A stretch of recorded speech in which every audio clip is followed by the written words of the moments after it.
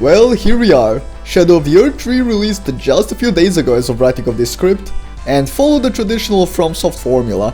It's a known fact at this point that FromSoft DLC is always more difficult than the base game, so the DLC being an endgame challenge is a surprise to literally no one. Or at least it shouldn't be, but here we have the Elden Ring DLC making grown men cry. And this video we'll be taking a look at today is definitely one such case. The title of the video is Elden Ring DLC doesn't deserve this, and comes from the male version of Shoot Sniper Wolf himself, Asmongold TV. And to make it worse, this is a reaction to a 15-minute YongYea video, which, if you know YongYea, you already know that's an L by itself. But then he somehow managed to stretch this shit out to over 50 fucking minutes. So even with only including his input, it still amounts to 35 minutes. So I'm obviously not going to respond to all of it. And if you have a problem with that, go fucking kick rocks or some shit. I'll see how much shit I can take before getting the urge to start a shotgun. Oh, and since the DLC is still kinda fresh, I'll avoid any major spoilers wherever possible. And I also cannot wait for motherfuckers to start coping out the ass and looking for any reason to bitch about this DLC in the comments, upon seeing me defend it, like what happened with Doom the Dark Ages. Expect a possible video on that, but yeah. Without any further ado, let's get right into this shit. I think that there's also a huge component of people that are unhappy about, for example, there's a lot of people that don't like the Erdtree upgrade system. They don't like the idea that they have to run around and randomly kill things and explore. So they just don't like the game in general. Got it. I mean, seriously, dude? In the base game, you also had to run around and get smithing stones or sacred tears or fucking golden seeds to upgrade yourself. So this is nothing out of the ordinary. Not to mention, the vast majority of the Erdtree fragments are literally on the main path because you get a bunch from the crucifixes. So this is literally such a non-fucking issue. And like just do random stuff in order to like progress their character. Like that's one criticism, but the bigger criticism than that is actually performance. Fun fact, I have a GTX 1650 and I had no performance issues.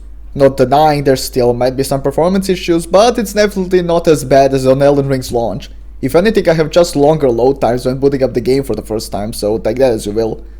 Still, I'd say occasional performance issues and some hitbox issues on launch that have supposedly been patched out is the only thing you can even say about this DLC that is an objective negative. As for the more balance and other similar bullshit, nah. Right, a lot of people are criticizing the game based off of performance.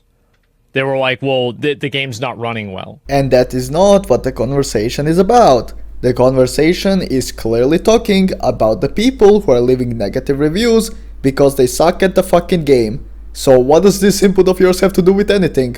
I guess nothing. Saying things like the gameplay makes the game hard to recommend, spastic bosses with jerky roll catch movements, and a plethora of... I do think that things like roll catching and delay attacks, in my opinion, it changes the way that it feels fighting the boss. No fucking shit, Sherlock. Delayed attacks and roll catches are literally designed to make you think and punish you from falling into bad habits like panic rolling. This is literally what it boils down to with half the complaints. It's the same thing as when bitches cried about the beater tank in Ultra Kill. They've been playing the game for too long, relying on crutches and bad habits, and now when the game wants to punish them for it, instead of adapting and taking the opportunity to learn the game, they bitch and moan about it and call the game unbalanced. And this is not exclusive to just the DLC. Elden Ring already has enemies and bosses that attack in large flurries or delay their attacks to catch you with your pants down and smack your penis! And people bitched back then too. First, people were complaining that Margit was too hard because he's the first boss you can't face tank and have to engage with. Then they complained that the Godskin duo was, by the literal definition of the word, impossible when, fun fact, I beat Margit on my 4th attempt and the Foreskin duo on like the 10th or something, and that's being generous. And then they complained about Melania's attacks having hyper armor, despite the fact her poise is so fucking low she'd be stun lockable otherwise.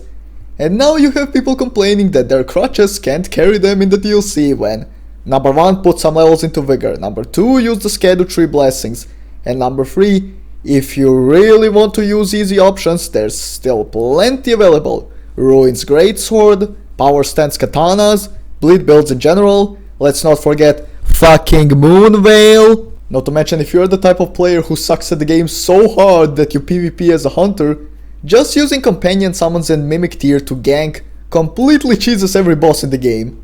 And this is all coming from someone who hasn't played a single Souls game other than Elden Ring. Oh, and before that one hunter main gets inevitably pissed on in the comments, considering the hosts who summon hunters aren't the kind to use the taunter's tongue, your real hardest matchup is 4v2 in your favor, so shut the fuck up, you're not good. It makes it feel like you're not fighting against the boss, you're fighting against the developer, because it's designed in a way to explicitly punish certain types of player behavior, and it can be frustrating to do that.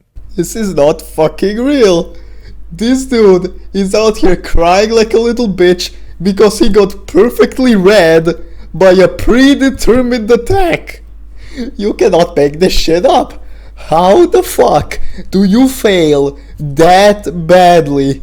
Motherfucker, after you see the attack once and got caught by it, you'll remember it, and if you don't and keep getting skill checked by the same attack over and over, that is your own fucking fault. Physically It's the nonsensical. same thing. It's like input reading is... Do I like input reading? No, actually I don't. Who could have seen that coming? Enemies knowing when to exploit your very exploitable openings? How horrible. I think that input reading is stupid. And I think that input reading would be better if it wasn't as instantaneous.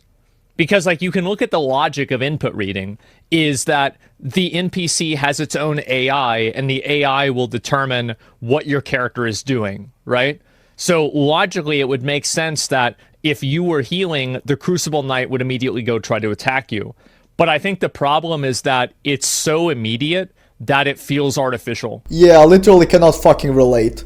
Motherfucker, just don't heal in the fucking open and in the enemy's face like a spad. Bait an attack and then safely heal during the recovery. This is not rocket science. Literal fucking skill issue. And even a brain issue in this case. Like in the first frame of you taking a drink, it's immediately beginning the animation. Let's also neglect to mention that the healing animation is also lightning fast because that doesn't fit the current narrative. Like, this is actually sad. And keep in mind, this game is considered to be the easiest Souls game. Oh, and here's another thing.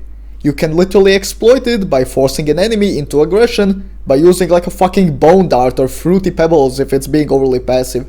So it's a double-edged sword, which you can use to your advantage if you actually know how to play the fucking game. But of course, all these retards bitching about more input reading will never tell you that part, because if they did, they would look like the pathetic man-children they truly are. I seriously cannot imagine being this fucking pathetic, but then again, I actually tend to learn the game mechanics a given video game presents me, so what do I know? Clearly I'm not stubborn enough to understand this logic. So that's, I think that input reading is not a bad thing, but I think that when it's so extreme and so immediate, it becomes a bad thing because it starts to feel artificial. Again, I don't know what game you're playing because it seems pretty fucking obvious to me that an enemy will want to punish me for committing to a stupid play. Like, I have genuinely not heard a single good argument against more input reading. You wanna know why? Because when you play the game intelligently, it's not a fucking issue. Wow, crazy fucking concept. When you don't have exploitable weaknesses, there's nothing to exploit. Mind fucking blown. I think that's true too. There are a lot of like random mobs that do an insane amount of damage. Number 1, level your blessing. Number 2, get more vigor. Number 3, half of them have their poise so fucking low they're completely stun lockable. And number 4, don't face tank enemies in a Souls game. Literally all these complaints are more than fucking avoidable, but I guess motherfuckers would rather be stubborn and cry about it. I mean, who would have guessed? A FromSoft DLC is difficult, go fucking figure. Like it's crazy how much damage they do. And if you compare like the DLC for like Dark Souls 1, Dark Souls 3, Bloodborne, or Dark Souls 2 even, like the damage scaling has never been this extreme. Damn, it's almost like Elden Ring is an open world game with a shit ton more activities to do, so the developers are expecting players to be at a high level. I mean, this is a pretty 2 plus 2 equals 4 type conclusion. Not to mention, what was that one thing people always said about Elden Ring when you encounter a roadblock? Oh yeah, you can always go and do something else until you are leveled enough to pass the roadblock. It really comes full fucking circle. Seriously, where is the problem?